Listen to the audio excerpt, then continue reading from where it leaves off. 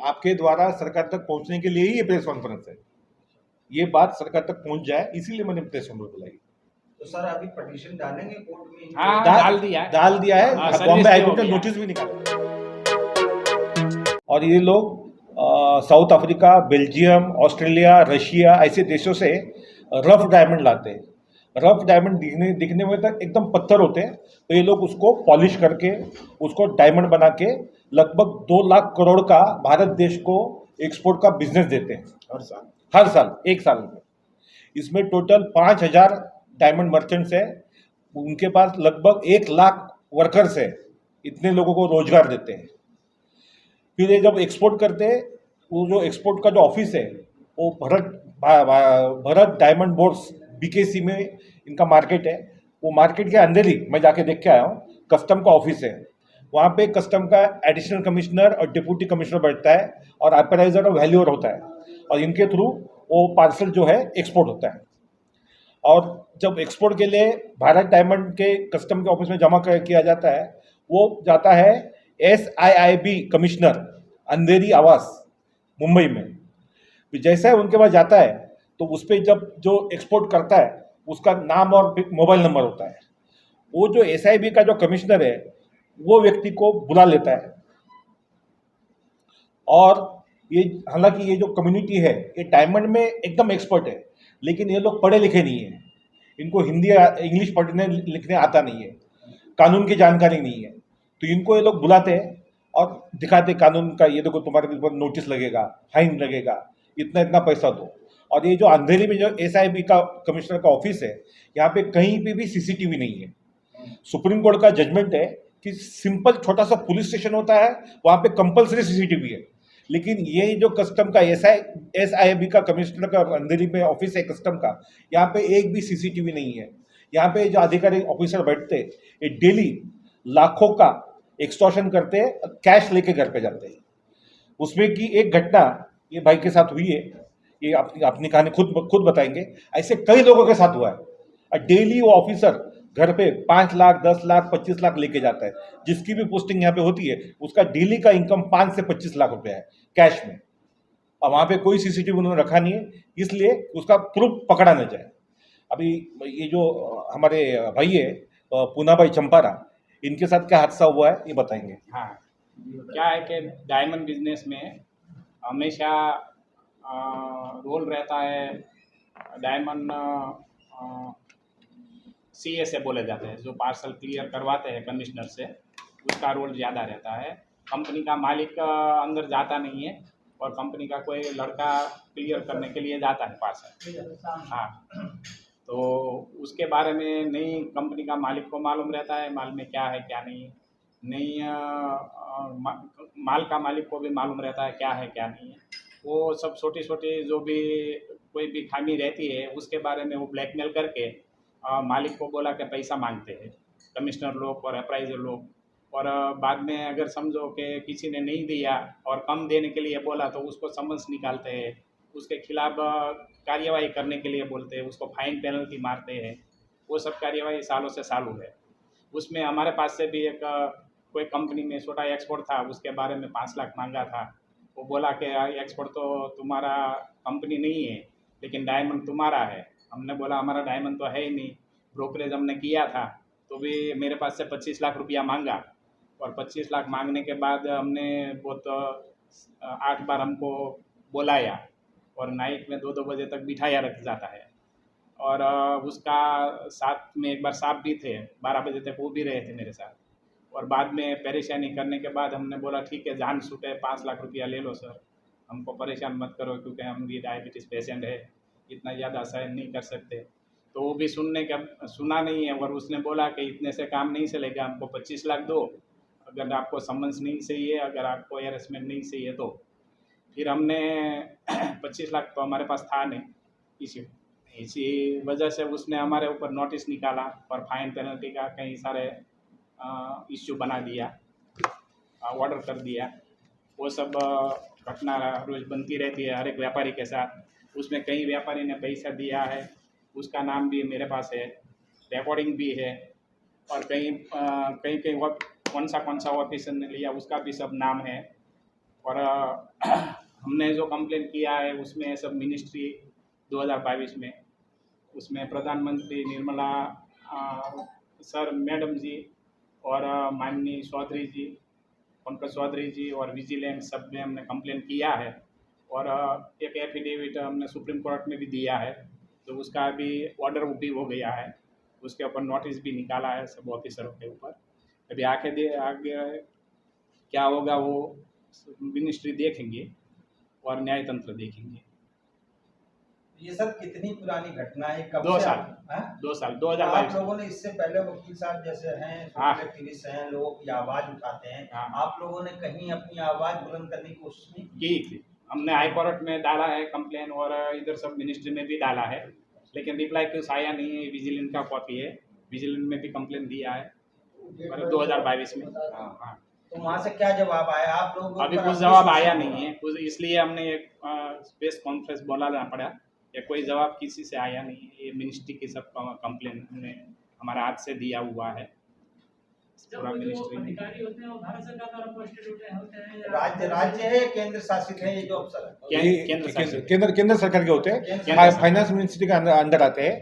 हमने 2 साल पहले फाइनेंस मिनिस्टर पंकज चौधरी जी को मिलकर व्यक्तिगत, मैं और पूना भाई, उनको हमने कंप्लेंट सबमिट किया था। प्राइम मिनिस्टर को भी दिया था, फाइनेंस मिनिस्टर निर्मला सीतारामन को भी दिया था 2 साल पहले। उन्होंने कार्रवाई नहीं की, इसलिए हमने बॉम्बे हाईकोर्ट में पिटीशन फाइल किया। बॉम्बे हाईकोर्ट ने 29 अगस्त को इनको नोटिस निकाला है, ऑफिसरों को, कस्टम ऑफिसर को, फाइनेंस मिनिस्टर को, यूनियन गवर्नमेंट को, सेंट्रल गवर्नमेंट को। बॉम्बे हाईकोर्ट के माननीय जज रेवती मोहिते ढेरे और पृथ्वीराज के चौहान साहब ने इन्होंने 29 अगस्त 2024 को ये ऑर्डर निकाला है और इनको नोटिस निकाली है। इसलिए आज ये प्रेस कॉन्फ्रेंस है। ये उगाहीबाजी जो चल रही है लोगों से, हीरा व्यापारियों से, अभी भी लगातार जारी है। अच्छा, जारी है। और 2 नंबर में जो माल निकालने में ये लोग ही हेल्प करते हैं अगर पैसा देंगे तो। सर इसमें एक चीज बताइए कि वो कारण क्या बताते हैं कि आपको रोक लिया, क्या कारण बताते वो हैं? कभी ऐसा बोलते हैं कि भाई तुम्हारा आईसी होल्डर नहीं है और माल तुम्हारा है, कभी ऐसा बहाना देते हैं कि तुम्हारा माल में ओवर वैल्यू है, कभी ऐसा बोलते हैं कि तुम्हारा माल में डिक्लेयर कुछ मिस ऐसा डिक्लेयर होता है कि आपकी डॉक्यूमेंट्स की कमी नहीं होता, क्योंकि ऐसा रहता है कि अप्राइजिंग होता है बीडीबी में, मतलब डायमंड मार्केट में, और जो पार्सल लॉक किया जाता है एयरपोर्ट पे। अगर अप्राइजिंग बराबर नहीं है, समझो माल बराबर नहीं है, तो अप्राइजिंग कैसे होगा? नहीं होता है ना, उधर ही पार्सल रुक जाता तो है। उसके कुछ डॉक्यूमेंट्स में, सर्टिफिकेट में, कुछ वेरिफिकेशन में कुछ प्रॉब्लम होती हो? नहीं, ऐसा कुछ रहता नहीं है। वो लोग निकालने के लिए कुछ भी निकालते हैं, बाकी क्लियर कर देते हैं। अच्छा। हाँ, बाकी हमारा स्टेटमेंट लेने के बाद क्लियर कर देते हैं व्यापारी लोग का। अच्छा। लेकिन क्या पैसा खाने के लिए सब मतलब सालबाजी करते रहते हैं।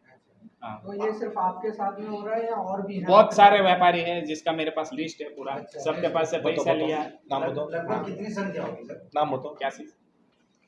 टोटल 5000 व्यापारी है, उनके साथ लगातार होता है। जिन जिन व्यापारियों से उन्होंने पैसा लिया है उनकी नाम की लिस्ट है सर के पास। बताओ इसमें नाम बताओ। वो ग्रीन कॉपी दो तो मैडम के पास, ग्रीन कॉपी दो, एफिडेविट आपके पास है।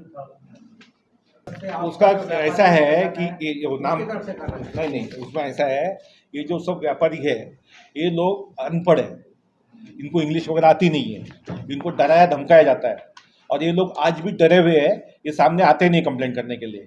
पूना भाई का ऐसा है कि ये एक सामाजिक व्यक्ति वहाँ उनको पूना चाचा बोला जाता है और ये हमेशा अन्याय के खिलाफ लड़ते हैं, इसलिए इन्होंने आवाज़ उठाई और ये हमारे तक पहुँचे। इसी तरह के बाकी पीड़ित लोगों का नाम बताओ। ये सब लोग रेडी है आने के लिए, लेकिन ये लोग अपने जान को डरते हैं, इनको धमकाया जाता है। सर आप लोग क्या कह रहे हैं? हम ये देखो, एक लोकशाही में एक पत्रकार भी एक चौथा स्तंभ होता है। आप लोगों को अगर हम नहीं बताएंगे तो आपको पता कैसे चलेगा? ये हाईकोर्ट ने नोटिस निकाली है 29 अगस्त को, इसकी अगली हेयरिंग है 23 सितंबर को, तो आप लोग इसको फॉलो करिए। और हम चाहते हैं कि सरकार इस पे ध्यान दे और एक करप्ट कस्टम जो ऑफिसर्स है इनको तुरंत सस्पेंड करे, डिसमिस करे। तो सर आप लोगों के पास सबूत के तौर पे इनकी वीडियोग्राफी या कुछ वैसे ऑडियोग्राफी है, ट्रांजैक्शन कहीं से क्या नाम ऑनलाइन किया हो आप लोगों ने? ऑनलाइन तो नहीं, कैश व्यवहार हुआ है उसका। वकील साहब के पास बैठे हुए तो सारी चीजें सबूत तो चाहिए। हाँ, ऑडियो है ना सर के पास? ऑडियो है, ऑडियो है। जिसने दिया है उसका ऑडियो है। और व्यापारियों को आगाह करने के लिए आप उनको कुछ सजेशन दे दें जो व्यापारी इन चीजों से हम हमारा दूसरा मकसद यही है कि पूरे भारत देश में कस्टम ऑफिसर द्वारा जो पीड़ित है, जिनको भी तकलीफ है, वो हमारे पास आए, उनको हम हाई कोर्ट में या सुप्रीम कोर्ट में ले जाएंगे और उसकी हेल्प करेंगे। तो उसमें कहीं किसी पास से कितना अमाउंट लिया है वो पूरा बताओ लिस्ट बताओ मेरे को पढ़ के बताओ। कृष्णा ज्वेलरी करके एक कंपनी है, उसके पास से 60 लाख रुपया लिया है। और गैलेक्सी ज्वेलरी करके उसके पास 88 मतलब 88 लाख रुपया लिया है, 88 लैक्स। और सल्तन ज्वेलरी है, उसके पास से 60 लाख रुपया लिया है। और SNS करके एक कंपनी है ज्वेलरी, उसके पास से 1 करोड़ 28 लाख रुपया लिया है। और JD डायमंड उसके पास से 10 लाख लिया है। और श्रीराम डायमंड उसके पास से 1 करोड़ 20 लाख लिया है। और मैं पुनः भाई मेरे पास से 5 लाख रुपया लिया है। ये लेने वाले का नाम बताओ, हाँ। कैसे लिया वो भी बताओ, हाँ, कैसे लिया बताओ, किसने लिया। उसका उस टाइम का जो ऑफिसर रहता है कमिश्नर साहब, उसका नाम है वैभव पगार है। 2022 की बात करो जब उसने मेरा कंप्लेन किया था तभी। दूसरा है नीरज सोनी, तीसरा है अजय देशमुख, हनुमान गुजर चौथा है। और श्री सुनील यादव, श्री रोशन, श्री शिवांता सिंह, ये सब उसी टाइम ने सेटलमेंट। क्या रैंक है इनको? क्या सर? रैंक क्या है इनका, मतलब पोजीशन क्या है? कमिश्नर हाँ, कमिश्नर है, अप्राइजर है, ऑफिसर है। अच्छा, प्राइजर। हाँ, अप्राइजर ऑफिसर भी है। अच्छा। हाँ आपसे 5 लाख रुपए किसने लिया, कैसे लिया। हाँ, वो पगारे साहब ने लिया था। और श्री हनुमान के पास मेरा नोटिस उसने निकाला था, हनुमान गुजर करके। उसके बाद मैं स्टेटमेंट लेने के लिए गया, मुझे बहुत परेशानी की। उसके बाद 5 लाख रुपया हमने दिया। और एक नीलेश करके जो कमिश्नर साहब का, वैभव पगारे साहब का आदमी है, नीलेश घाटकोपर। कहाँ रहते हो। घाटकोपर में। हाँ, कैसे लिया पैसा। और कैश मतलब BKC आके लेके गए थे मेरे ऑफिस से। क्या इन तमाम लोगों को सरकारी संरक्षण नहीं मिला हुआ है सरकार का? ऐसे। हाँ, वो सरकार का सपोर्ट है इन लोगों कस्टम के कमिश्नर है वो हाँ, लोग। समझो ये सरकार अलग है, ऑफिसर अलग है, बराबर है। मिनिस्ट्री और ये दोनों पार्ट अलग अलग है। मिनिस्ट्री में क्या है वो शायद मालूम भी नहीं रहता है कि ये लोग ऑफिसर लोग क्या व्यवहार करते हैं। अच्छा, इतने नाम गिनाए, इसमें से कोई ऐसा भी केस आपके सामने आया जिन्होंने पैसा देने से मना कर दिया हो, तो उसके साथ क्या हुआ?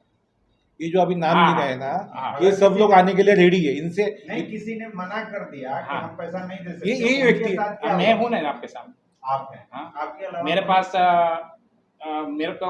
नहीं, मैं IC होल्डर हूँ, नहीं मेरा कोई बैंक अकाउंट है जिसमें मेरे को आया गया कंपनी का कोई अमाउंट है, तो भी मेरे खिलाफ से नोटिस निकाला है, शोकॉस नोटिस, और से ऑर्डर कर दिया है हाई वैल्यू का, मतलब 3-4 हज़ार करोड़ का मेरे को फाइन पेनल्टी मारा है, नहीं पैसा देने के कारण। जिसने पैसा दिया है उसका फाइन पेनल्टी नहीं मारा है।